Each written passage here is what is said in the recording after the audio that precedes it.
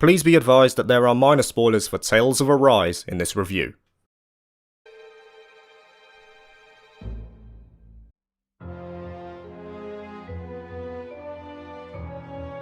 I rise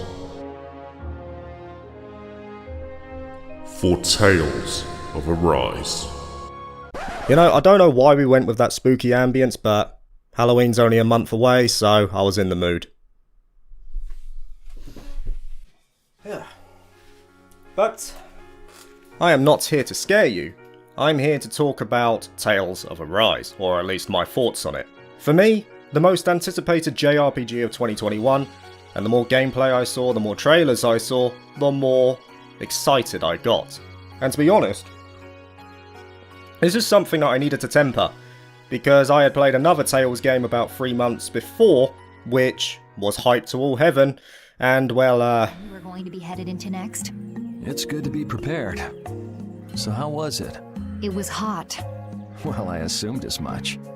Now don't get me wrong, Vesperia was not a bad game, it just wasn't for me. So in a way I had a lot more riding on Arise as I didn't want to get burned twice by the same series. And after 50 hours I played it through, I swilled its essence, and now I have a pretty good idea of what I think about it. And with that, I want to share with you whether I thought Tales of Arise was worth the wait. The game begins with a bit of JRPG 101, exposition. The Danans, who are the inhabitants of the world known as Dana, are routinely oppressed by historic invaders known as Renans, forced to work long hours in searing heat with little chance of respite. At least this is the perspective of our main male protagonist, Alfin. Iron Mask. Fortunately for him though, a resistance force led by Dogi liberates the camp and he thus joins them in their struggle against the Renan Lord, saving his waifu Shion in the process, who to be honest is plenty capable on her own.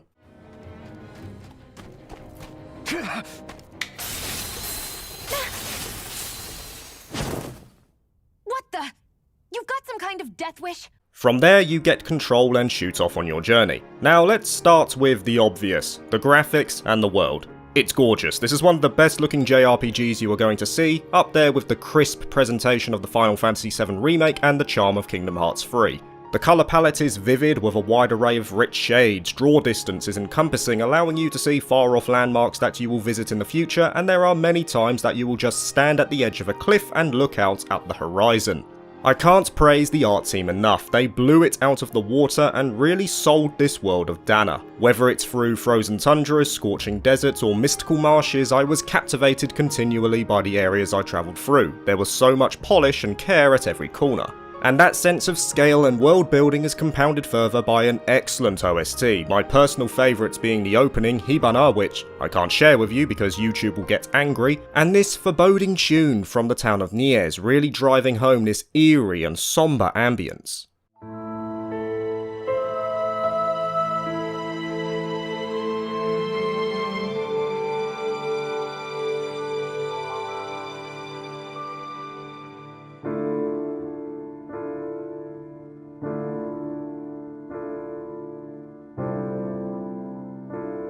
Great OSTs like this contribute so much to an experience, and it's why I continually praise strong renditions because they allow me to immerse myself further, and get lost in the world that's being sold to me. However, despite the deserved praise that I've levelled at its world, Arise does stumble a bit with its exploration, or should I say lack of. Rather than being one large world that you traverse, Arise is split into distinctive zones with limited branching paths. And more often than not, there'll be one main route for you to follow, with a few sub-routes to get some extra treasure.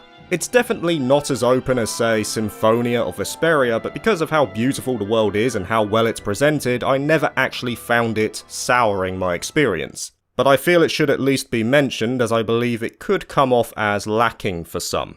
Now, as you continue to travel the world, you'll also be bumping into some vicious fauna, and the only way to get through them is to kill.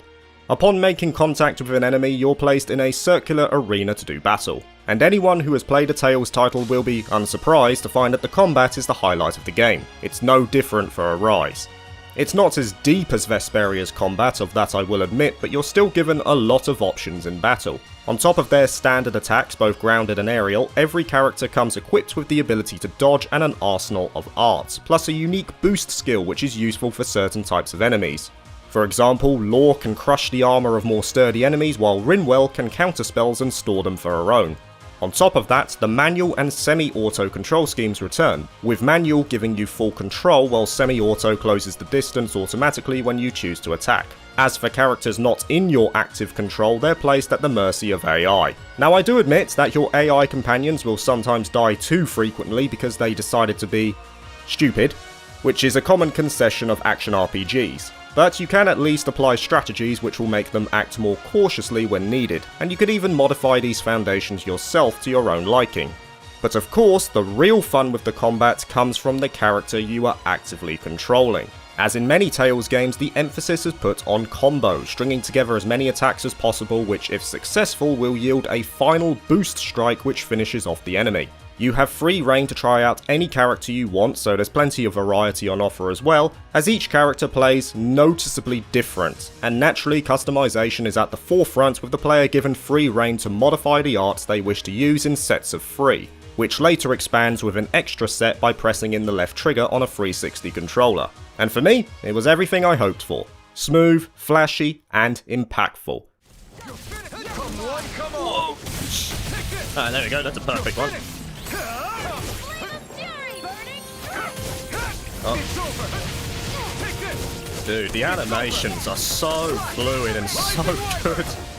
It's insanely cool. I can't explain it for people who haven't played this game yet, but my god, you really need to play it yourself and get a grasp of it, of how cool this combat is. It feels great. This is a game where you will want to fight. There's just so much satisfaction to be had, so many avenues to explore, and dare I say it, decently challenging as well. Even on normal, I was getting destroyed at times. These enemies hit hard, as I found out very early on in my playthrough. Actually, oh, whoops. I'll bring you back from death's abyss. I think what I needed to do was buy some equipment before I moved on. Ah, thank you very much. Well, that makes sense then. We got anything here? Any weapons? No, literally nothing. What the fuck? What? Are you kidding me? I've just got to get good. I'm playing this on normal. Aramis. I actually got wrecked. Okay, fine then. Well, cool. Challenge is good, man. I'll take the challenge.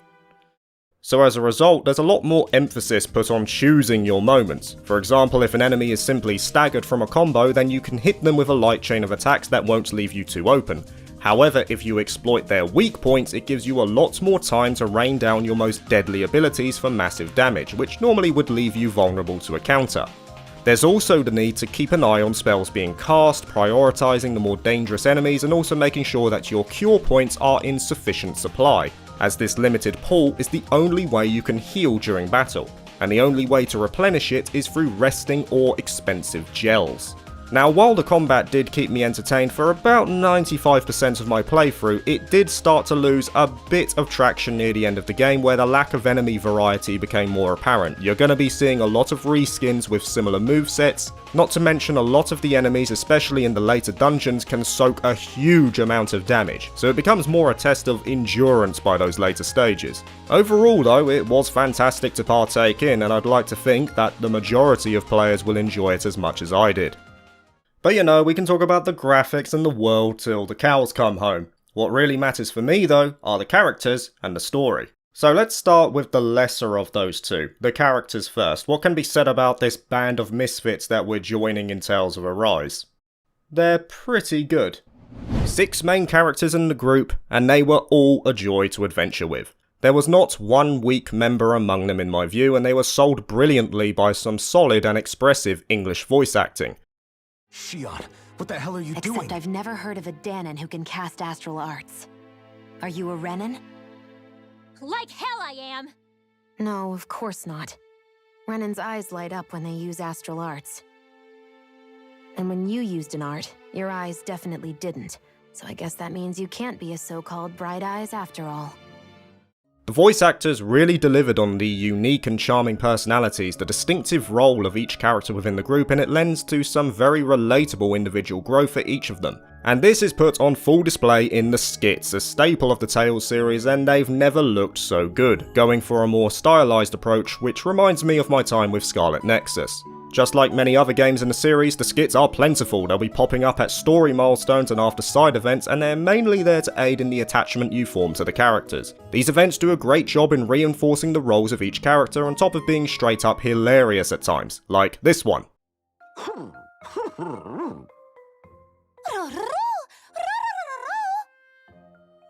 What are they hooting about now?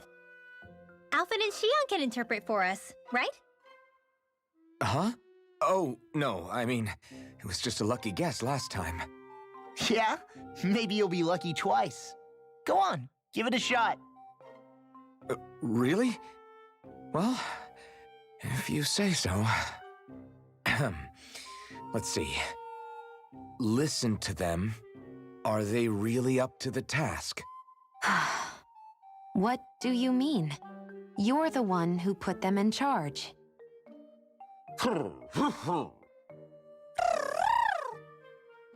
It's my responsibility to protect our friends. Stop trying to take everything upon yourself. This is what the owls are saying? Of course. But even forgoing the skits, I just think the overall quality of the characters is very strong in general, and it stems from the chemistry they have with each other. Though there are 6 main members, they're split into noticeable pairs for the bulk of their individual development. A lot of their key dialogue at important moments is shared with this other member, and it's done well. I think what sold it for me is that the characters in some cases had very similar backgrounds or powers that ostracized them from the world. It thus allows them to relate to each other more easily, and it's interesting to see the differences in reaction from their individual struggles, my personal favourite being the polarity between Law and Rainfall. But on top of that, some characters like Dohalim are a representation of the core narrative. They illustrate a perspective that gradually changes over the course of the journey. And since we are mentioning the narrative, I feel it's now time to move on to that. I've made no secret in the past that the story of a JRPG is the most important element for me. It's where I derive most of my enjoyment, and that's ultimately why I couldn't enjoy Tales of Vesperia. Sorry, but not sorry, because I felt the story was aimless and lacking in impact or cohesion. And one of my main arguments to support that viewpoint was in its themes. What I thought would be the main focus of Vesperia was abandoned relatively quickly and replaced with something far less concrete. I'm still unsure as to what they went for after that point. Thankfully, Tales of Arise does not suffer the same issue. The core of Arise and its story is rooted in vengeance, which eventually evolves into true freedom. And the journey these characters go on delves into every facet of that particular theme. It shows these characters and the player that the situation is not black and white. It's far more complex, and it's made more compelling by the fact that the characters only have very limited knowledge of the world as a whole, only possessing perspective from the realm they were originally part of. It's an adventure of realization for all of them. The initial goal gradually shifts as they learn more, and eventually when the narrative takes a very sharp turn, it doesn't feel contrived. The story naturally flowed because it shifted the focus to a plot element that up till this point was on the back burner, only to bring it to the forefront later on. And I do have to praise the story of Arise for that. Nothing actually felt wasted. Everything was answered. I personally really liked the direction they eventually went with as well. There was always something happening, whether it be building the suspense or giving us some sort of dark revelation. And that's another area that I do applaud Arise for. The story itself takes on some mature tones at times, but executes them very well, both via the in-game cutscenes and the beautifully pre-rendered animation of UFO Table.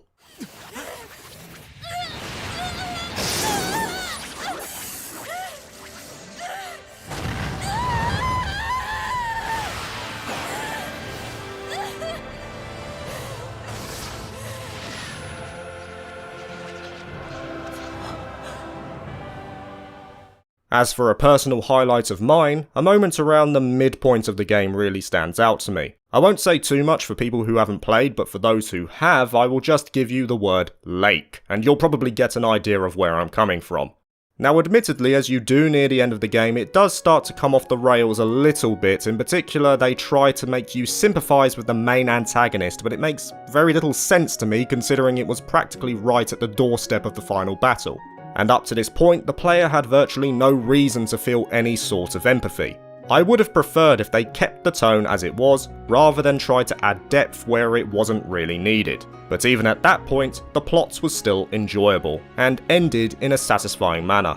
For the 50 hours I witnessed, it was captivating, the presentation was beautiful both via the in-game cutscenes and the work of UFO Table, and the pacing was strong for the majority.